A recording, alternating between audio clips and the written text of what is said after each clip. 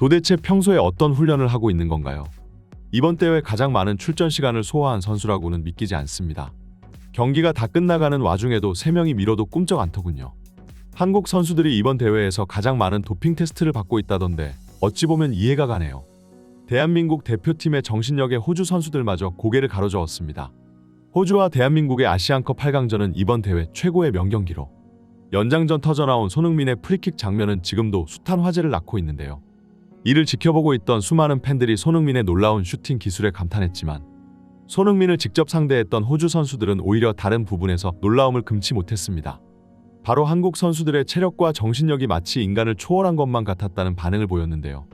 대부분의 팬들은 이번 경기 가장 결정적인 순간이라 하면 바로 손흥민의 역전 프리킥골 장면을 떠올릴 테지만 사실 그보다 더 중요했던 건 바로 손흥민의 페널티킥 유도 장면이었습니다. 이 페널티킥이 없었다면 연장전도 없었을 테고 손흥민의 프리킥 골도 나오지 않았기 때문인데요. 페널티킥 유도 장면에서 기술적인 드리블로 상대의 태클 타이밍을 뺏은 손흥민의 테크닉도 훌륭했지만 그보다 더 놀라운 건 손흥민의 지구력이었습니다. 사실 체력이야말로 어찌 보면 축구 선수에게 있어 가장 중요한 능력치라고 볼 수 있는데요.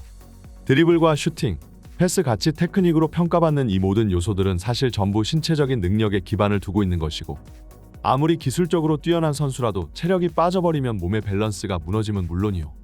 볼을 잡아두기 위한 후속 동작마저 달라지기 때문에 이미 지칠 대로 지쳐버린 선수들은 경기 종료가 가까워질수록 경기력이 하락하기 마련입니다. 당장 우리가 유럽 축구를 시청할 때 선수들이 전반 45분까지는 그야말로 미칠 듯한 난타전을 벌이다가 한 70분이 넘어가기 시작한 시점부터 양팀 선수들의 템포가 급격히 떨어진 것을 확인할 수 있는데요. 하지만 이번 시즌 손흥민은 마치 패가 혼자서 3개라도 되는 듯이 보입니다. 일단 손흥민은 이번 아시안컵에서 모든 경기를 선발 풀타임 출전하였고 조별리그를 조금 더 편하게 진행했다면 한 경기 정도는 휴식을 취할 수 있었겠으나 말레이시아와 요르단을 상대로 졸전을 펼친 클린스만은 결국 단 1분도 손흥민에게 휴식을 부여해주지 못했는데요. 손흥민은 지금까지 5경기에서 연장전을 포함 총 510분을 뛰었고 이는 대회 출전 선수들 중 1위의 기록입니다. 게다가 이번 8강전까지 대략 6일 가까이 되는 시간을 휴식한 호주 대표팀에 비해 한국 선수들은 사우디와의 연장전 승부차기까지 치루었음에도 고작 3일도 채 쉬지 못했는데요. 그렇기에 체력적으로 우위를 점하며 선제골을 만들어낸 호주 대표팀이었으나 그들은 결국 미칠 듯한 에너지를 뽐내는 손흥민을 막아서는 데는 실패했습니다. 정규 시간이 다 흐르고 경기가 끝나가기 직전 손흥민은 페널티 박스 근처에서 공을 받았습니다. 그리고 이 손흥민의 주위를 무려 5명이 넘는 선수들이 둘러쌌는데요. 심지어 한 호주 수비수는 손흥민의 어깨와 팔을 거칠게 끌어당기며 균형을 흐트리고자 했으나 손흥민은 엄청난 무게중심으로 이 압박을 전부 버텨내며 박스 안으로 돌파해 들어갔습니다. 거의 2~3명이 되는 선수들이 연속해서 잡아당기고 어깨로 밀고 몸통으로 들이받아도 손흥민의 이 저돌적인 움직임을 아무도 저지해낼 수가 없었는데요. 결국 완전히 포지셔닝을 내준 마지막 호주 수비는 뒤늦은 태클을 시도할 수밖에 없었고 손흥민은 페널티킥을 얻어내는데 성공해냈습니다. 그 후 황희찬이 페널티킥을 성공시켰고 결국 연장전까지 흘러가 손흥민의 프리킥 역전골이 터진 것인데요. 호주 선수들은 대한민국보다 더 많은 날짜를 휴식했으나 오히려 연장전에서는 체력적으로 밀리는 모습을 보여줬습니다. 손흥민에게 역전골을 허용한 이후에는 정신적으로까지 무너져 아예 발이 땅바닥에 붙어 다녔는데요. 게다가 체력적으로 호주 선수들을 괴롭힌 선수는 손흥민뿐만이 아니라 이강인도 있었습니다. 이강인은 손흥민과 마찬가지로 이번 경기 사실상 전경기 풀타임을 뛰고 있는 상황이고 비록 공격 포인트는 기록해내지 못했지만 왕성한 체력으로 좌우 측면과 중앙을 넘나들며 균열을 내는 결정적인 키패스를 수도 없이 성공시킨 두 번째 수훈자였는데요.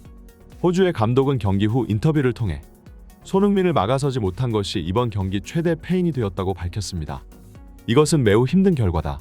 선수들과 코칭 스태프들을 생각하면 감정적으로 될 수밖에 없다. 90분간 우리는 아시아 최강팀을 상대로 매우 잘했다고 생각한다. 하지만 결국 손흥민을 막아서는 데는 실패했다. PK를 내준 선수는 지금도 심적으로 무척이나 괴로워하고 있다. 나는 경기가 끝난 후 그를 안아주며 축구 인생의 큰 교훈이 될 것이라고 말해줬다.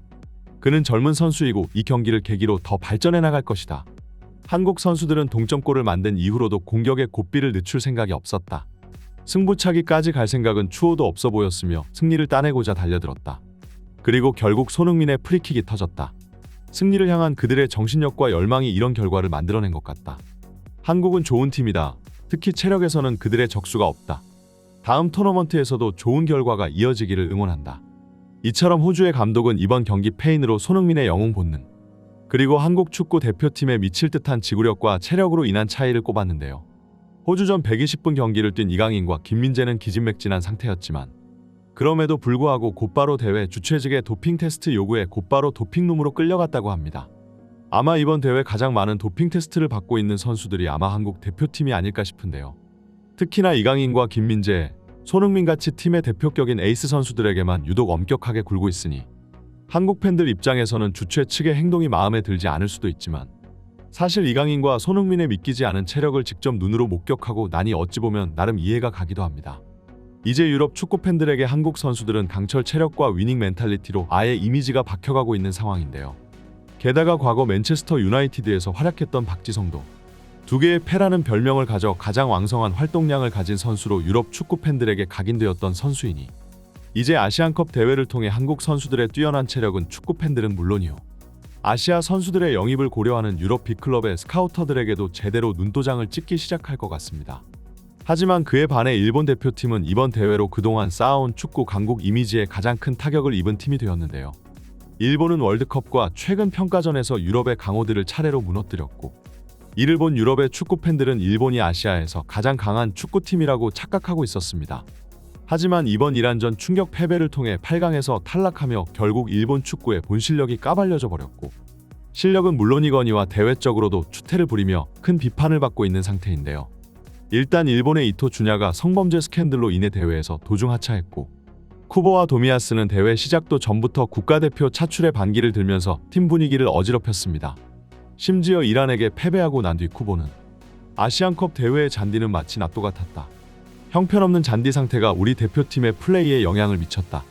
게다가 나는 몸이 올라오고 있는 상태임에도 도중 교체당했다며 감독에게 불만을 토로함과 동시에 패배에 대한 원인을 잔디로 돌리고 변명만 늘어놓는 추한 인터뷰를 보여줬는데요.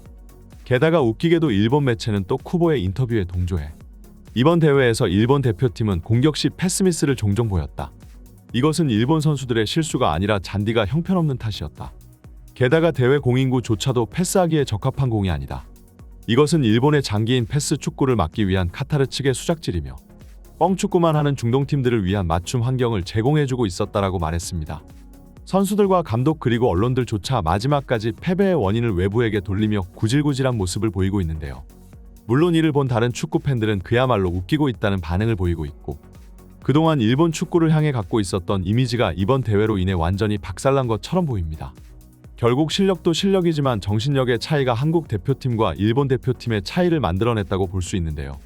추가 시간 끝에 연속으로 기적을 일으키고 있는 한국 대표팀의 경기에 현재 유럽 축구 팬들은 푹 빠져 있는 상태이며 이번 아시안컵 대회 한국 대표팀을 응원하겠다는 반응을 보이는 팬들이 한둘이 아닙니다.